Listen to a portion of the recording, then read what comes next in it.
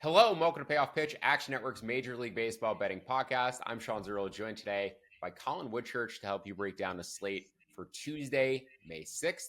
Gonna have Grant Neiffer joining at the end to give out some bets for Dinger Tuesday. And with that, let's get into our best bets for Tuesday, May 6th. I'm on the Chicago Cubs today. That is my biggest projected money line edge. I make the Cubs around minus 170, currently around minus 145 market wide. Would bet them up to around minus 160. As I discussed yesterday, the much better offense, the Giants offense, despite adding pieces this year, actually ranks below where they did last season, a couple of points in terms of WRC plus, but still a below average offense. Cubs, best offense in the National League to date, walking a ton, hitting for a ton of power. Pete Armstrong, who we predicted earlier in the season would be a breakout candidate offensively, has produced to date. Now, his strikeout rate, walk rate, kind of where it was in previous years, but changed his position in the batter's box and hitting for significantly more power. PCA kind of morphing into an MVP candidate, looking like a five-tool player. And as that plate discipline improves, as he gets older, because plate discipline improves for all hitters, I really think he's going to turn into a legitimate MVP candidate, producing on the base pass, in the outfield, and then also hitting for power now too. Now, also, as we discussed yesterday, the modified strike zone reduced importance for players like Patrick Bailey, who are elite pitch framers. The Giants in particular have been harmed by the smaller strike zone as much as basically any pitching staff this season. High strikes not getting called this frequently, and they have a lot of guys who like to throw the ball high in the zone who are not getting the benefit of the doubt anymore. And in particular, Justin Verlander, as he's aged late in his career, trying to nibble a little bit more, having less success with it this year because he's not getting the benefit of the doubt on as many calls that are right around the zone. And you see Verlander's walk rate climb up to 8.3%, which is the highest that's been since 2017. So Verlander, fastball velocity, lowest mark in about 10 years. Walk rate, second highest mark of the past 10 years. And Colin Ray, a guy we bet on a number of times this season. He's throwing the ball harder than ever before. Went back to his four-seam fastball. Seems like in part because the Cubs are letting him throw in shorter stints, not going 6-7 innings like he did for the Brewers last year, able to air it out a little bit more over 5 innings. So across the board, view the Cubs as the better team than the Giants. I know the Giants have played extremely well this season, but I strongly prefer the Cubs going forward. And with their current roster constructs, again, make them about minus 170 in this matchup, would play them up to minus 160. We're going to move on to Colin's best bet, which also happens to be my favorite underdog bet for today. So Colin, I'd imagine you're as high on Matthew Liberatore as I am. It's not that I'm down on Paul Skeens, and I would imagine you are not either, but I think Matthew Liberatore is certainly a breakout candidate this year, and I'd imagine you have similar sentiments. So tell me your thoughts on the St. Louis Cardinals in both halves for today, and I do agree with you, their value in the first 5 innings as well. Yeah, I mean, you hit the nail on the head. I wrote down here my very first note. People need to be talking more about Matthew Liberatore. The epitome of a post-type prospect, right? Former top 100 guy. He went to St. Louis in the Randy Rosa deal. It was widely panned. You know, at the time, a Rosarina gets traded and immediately turns into a postseason hero for Tampa. Liberatore kind of toils away in the minors a little bit there, but he's putting it together this year now. His 3.44 ERA in 6 starts and 34 innings, and everything under the hood seems legit. What I particularly like in this matchup is he's not a pitcher who's going to beat himself because he doesn't walk anyone. Mm-hmm. Just 3 walks in 34 innings this season, and that's not flukish either. I mean, he's not going to sport a 3% walk rate for the entire season, but even when he struggled in his cups of coffee in the majors in the past, it wasn't because he was walking guys. It was because he was allowing hard contact. But the Pirates are terrible against left-handed pitching. They're a bad team in general. They are a bad offense in general. Very big highs and lows between O'Neill Cruz and Brian Reynolds and the rest of that lineup. They're about 8 points worse by weighted runs created plus against lefties than righties.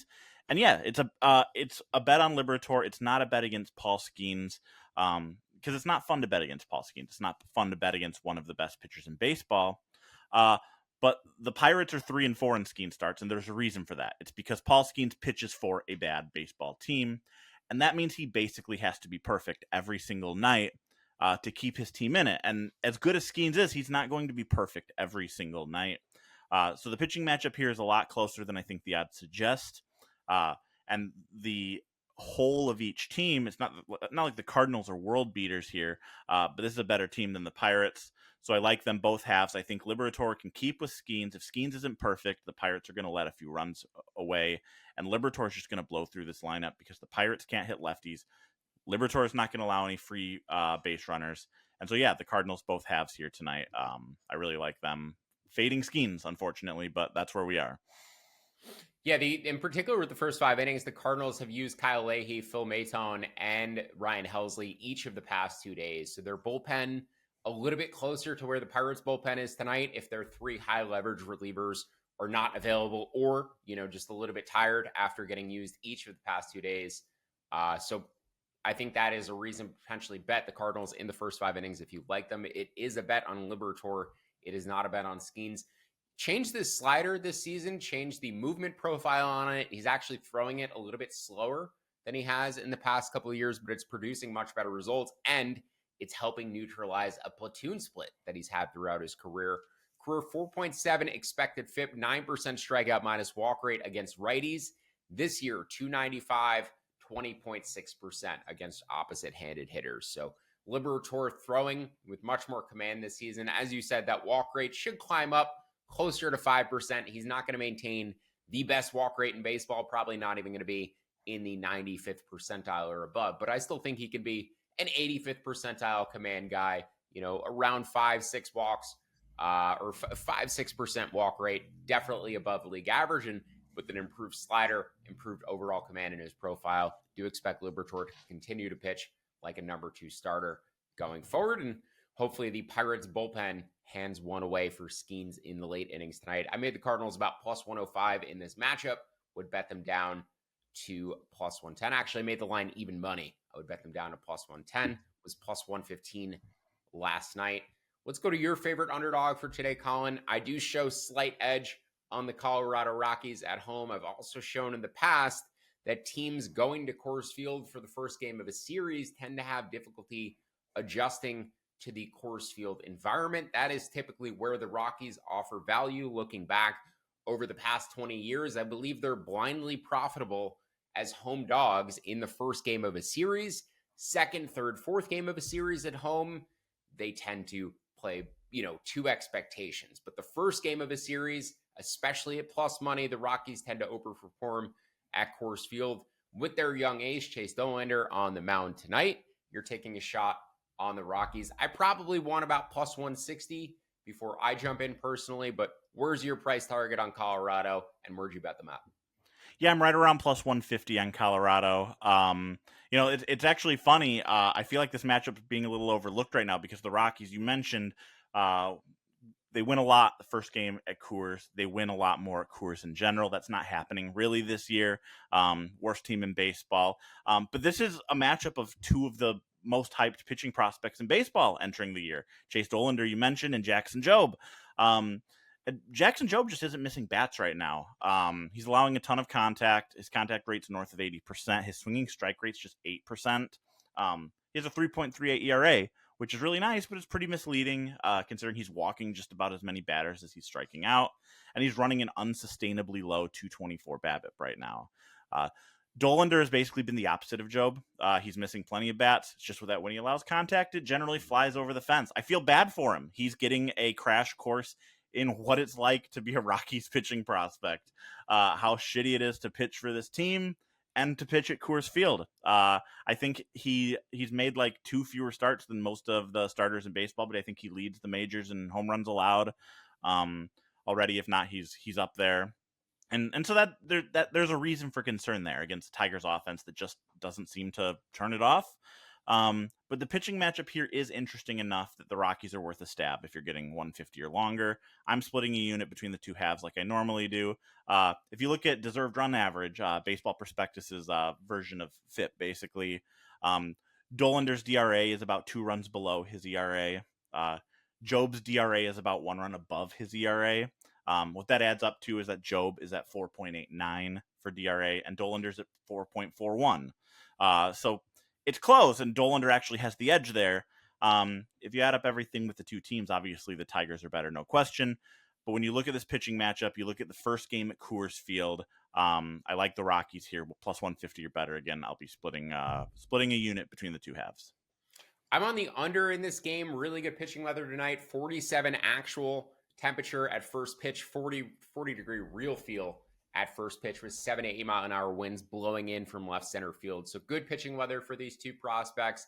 Job has been modifying his pitch mix throughout the season. First start of the year, 38% four-seam fastball, 36% combined slider and sinker. Last start, most recent start, 70% combined slider and sinker, 22% four-seam fastball. And the whiffs are starting to go up just a little bit. I mean, based on everything this guy is throwing, he should be one of the better strikeout pitchers in baseball, one would think. It's a complete unicorn profile. He has 5 pitches at 100 stuff plus or higher in his arsenal. It just seems like he's figuring out the proper pitch mix, the proper pitch sequencing, like a young Sandy Alcantara, who very similarly, everything out of the hand was elite. The strikeouts were not there. And then over time, Sandy started to add the strikeouts to his mix.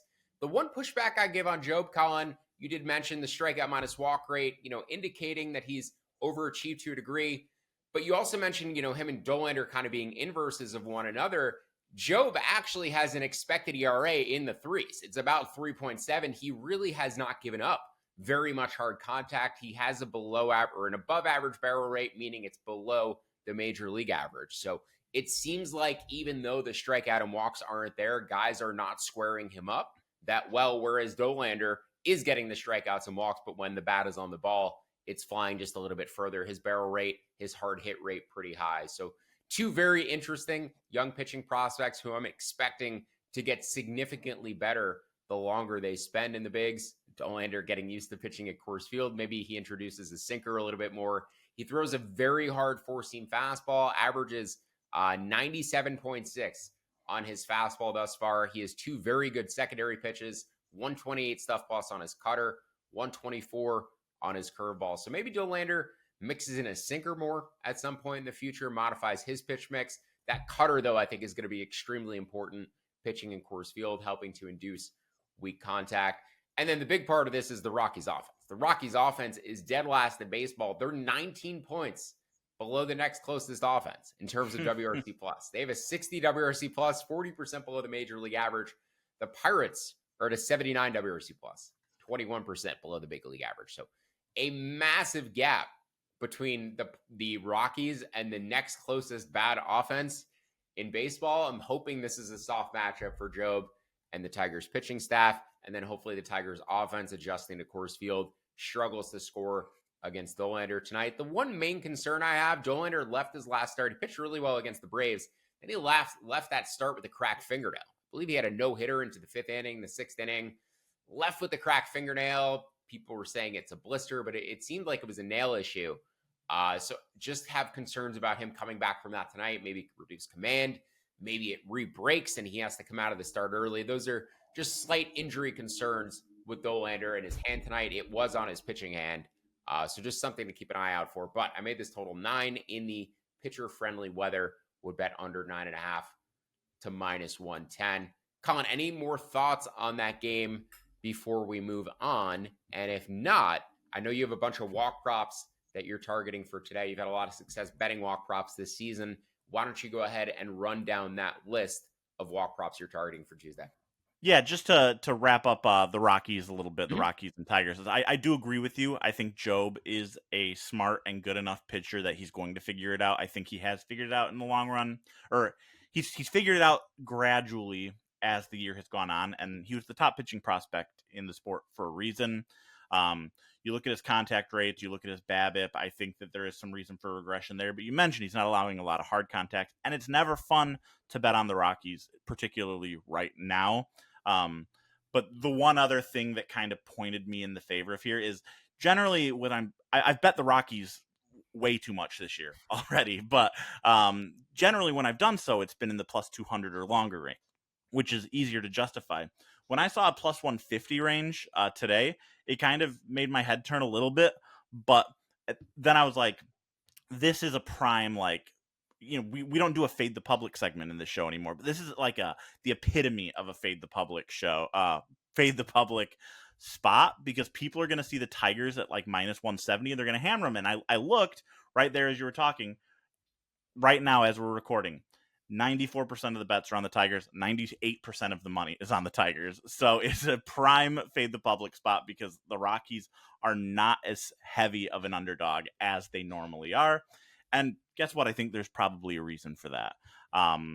So that's where I'll leave Rockies Tigers. You mentioned my walk props. I will dive through those real quick and then let you get to your final bets. I have 5 walk props today. All 5 are on over 1.5 walks. Chris Sale against the Reds, Tyler Anderson against the Blue Jays, Jeff Springs against the Mariners, Colin Ray, who we mentioned earlier, against the Giants, and Seth Lugo against the White Sox. All 5 of these are spots where the opposing team sports a top 10 walk rate against that hand of pitching, and all 5 are pitchers who have been a little wild this season. Either they've been a little wild this season or they are looking at regression in the walks department. Chris Sale, Tyler Anderson, Jeff Springs, Colin Ray. You know that's a really interesting one because you mentioned him throwing harder, and I agree with you. The Giants. I was going to comment on this when you're talking about Cubs Giants. The one thing about the Giants offense is I do think it's a below average offense generally. When they've had success, it's because they're drawing walks, and they're drawing walks at a decent clip against right-handed pitching. I do think they are due for some regression in that department. I'm not betting either side on this game. I like you on the Cubs. Betting Colin Ray over 1.5 walks isn't necessarily, it's not the same thing as betting against the Cubs because the Cubs can win with Colin Ray walking 2 batters, right? But the Giants are a very patient offense, and I think that they can get there against Ray. And the final point I want to make on these 5 guys is Seth Lugo against the White Sox. We talk about the White Sox way too much when I'm on this show. The White Sox are a bad team. The one thing that the books continue to underrate is their ability to draw walks. The White Sox that you knew in the past with Yoan Moncada, with Tim Anderson, with Eloy Jimenez was a free-swinging team. They always ran some of the worst walk rates in baseball. The team they've built now, they can't hit the ball, but they're also not going to swing at the ball very often. Like, all of these guys are sporting really high walk rates. Even Luis Robert is drawing more walks than normal. Chase Meadroth at the top.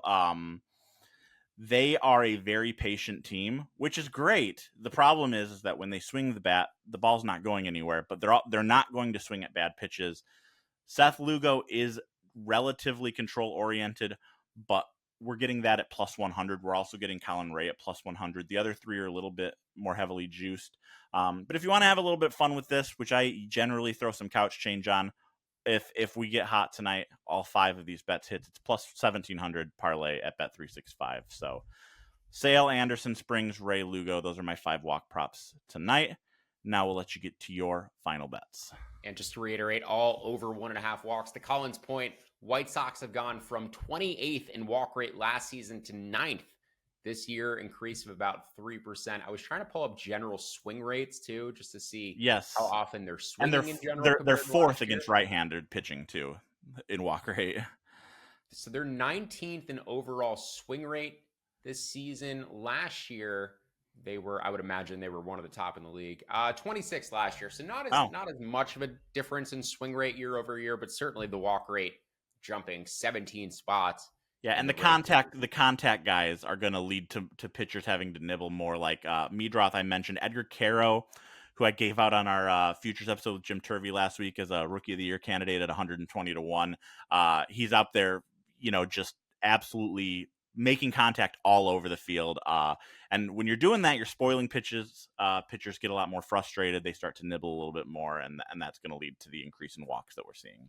And as we discussed yesterday, I think now that the information is out there and very public regarding the decreased size of the strike zone, I do think in general, we're going to see a shift in organizational philosophy, a shift in hitting philosophy, and teams are probably going to be a little bit more patient going forward, knowing that they're likelier to get balls called in the shadow zone of the strike zone. This is something that we theorized with the introduction of the ABS system, but for next year, not realizing that MLB would make significant changes to try to bring the league in line with that strike zone this season. So just in general, expect scoring, expect walks to go up for these teams the rest of the way.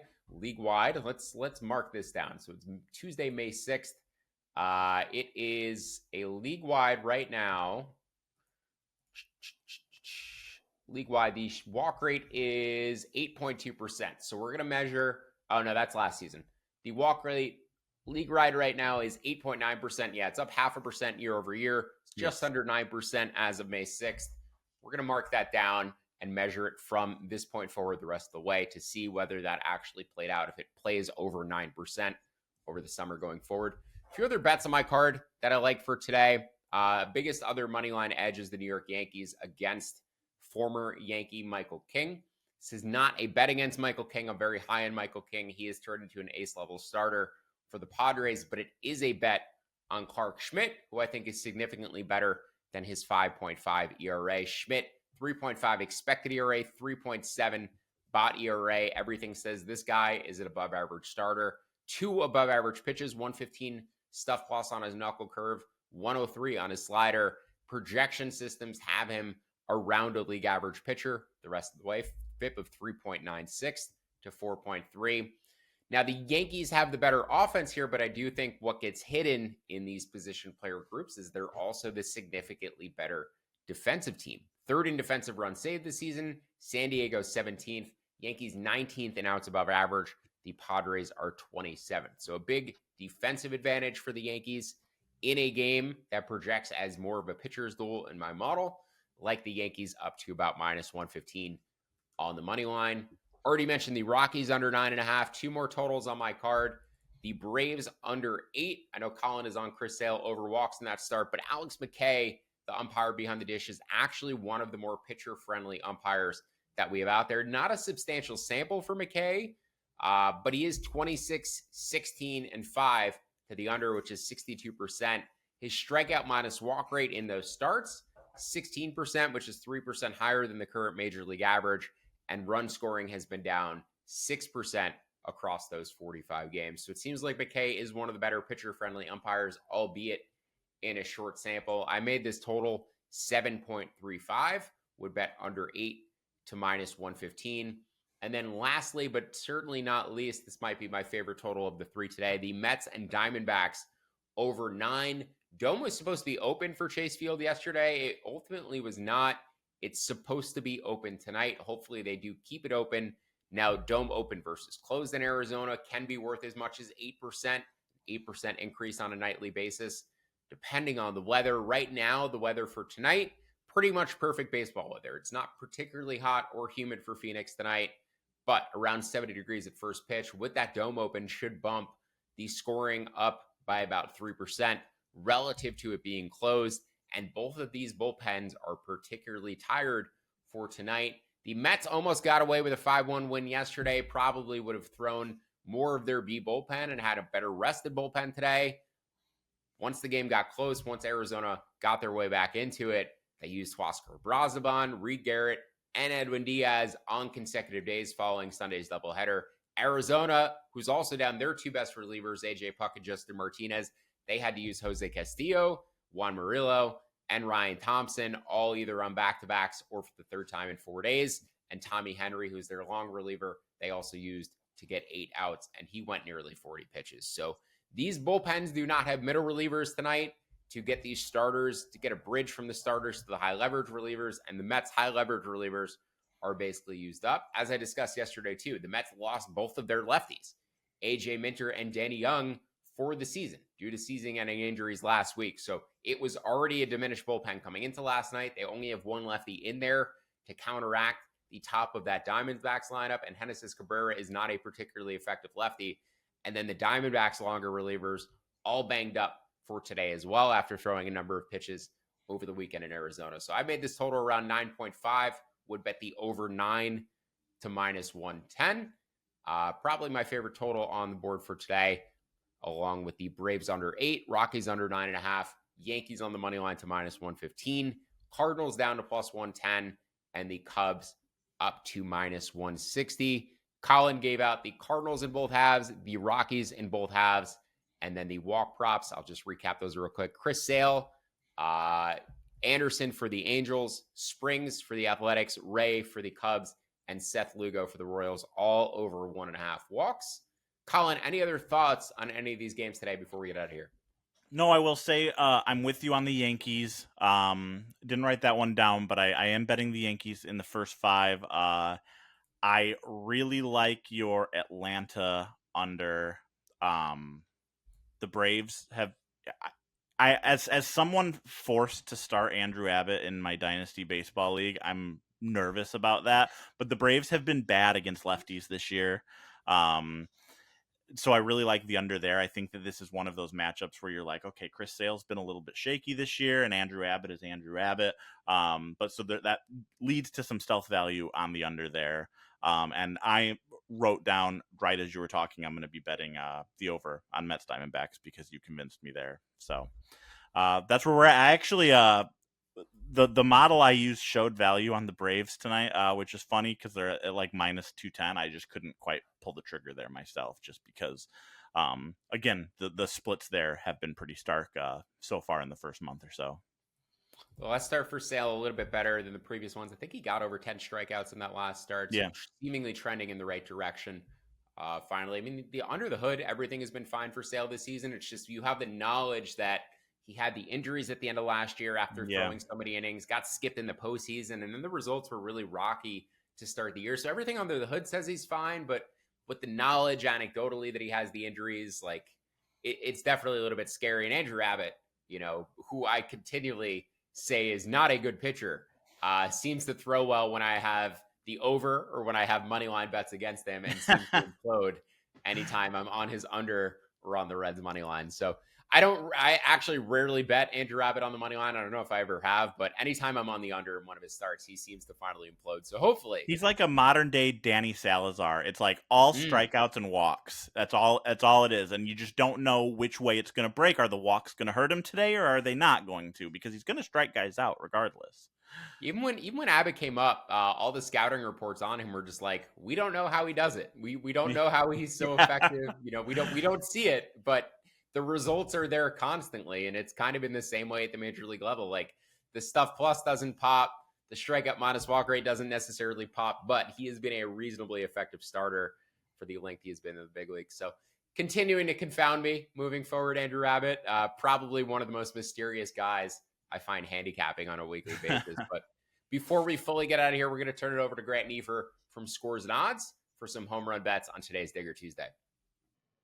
Thanks, guys. All right, everyone, we've got Dinger Tuesday. That means a 50% profit boost over on FanDuel. I'm using that today. I got a 3-legger. Parlay them all together. You get 214 to 1. Let's get right into this. First leg, we're going with James Wood, plus 480. Now, Wood is a fantastic power bat, has a ton of power, and he's in a great spot today. Gets a matchup versus Ortiz. I went with this spot yesterday, got rained out, so I'm going right back to the well on it. Ortiz is a massive splits pitcher, massive home runs to lefties, sitting at around a 1.71 over the course of his career to lefties. He gives up a lot of pop. The weather is not going to be great in terms of there might rain, but overall for hitting, mid-70s, high humidity, wind crossing, should be pretty good for hitting when they actually do play this game, which I'm not expecting any delay, if not just a very short one. So Wood, great spot, great odds. I'm rolling with it. Next up, Royce Lewis, plus 540 over at FanDuel. He is coming back into the lineup most likely today. Been on the IL, but he's been one of the best power hitters in the league when healthy. Absolute bombs over and over again throughout the last 3 years when he's actually been okay. We've seen him repeatedly go on absolute tears, and I think he's going to start one. I think he's going to start one today. Gets a matchup versus Povich. Povich has been actually crushed versus righty power so far in his career, despite playing in a ballpark that isn't great for righty power. Temperatures in the low 80s today should be good for hitting. Lewis at plus 540 is far too high. And lastly, Brent Rooker plus 300. I know the odds are a little low. You can find it plus 333 over at MGM, but I really like it even at plus 300, especially when we're getting this boost. Gives a matchup versus Hancock, who has been bad versus righties in his career. Gives up above average fly ball rate, giving up over 2 home runs per 9. It's a small sample size, but giving up a lot of power despite playing in a ballpark that is not great for hitting. Now he's over in Sacramento today. Temps, some of the best we've seen, mid to low 80s during game time. wind blowing out about 6 miles per hour. The ball's going to be flying in what is already a fantastic ballpark for hitting. Brett Rooker is one of the best home run hitters in the league. May hit 45 home runs this season. I think he hits one today, and I really like him in this spot. Well, that's it. I'm out of here. Bye, kids. That'll do it for today's episode of Payoff Pitch. Thank you for tuning in. If you'd like to tail some of the bets from today's episode, look for the quick slip links in the episode description. Don't forget to download the free award-winning Action Network app and leave us that 5-star rating and review wherever you listen to the podcast. Also, check out the Action Network Discord. There's a link in the episode description of this podcast.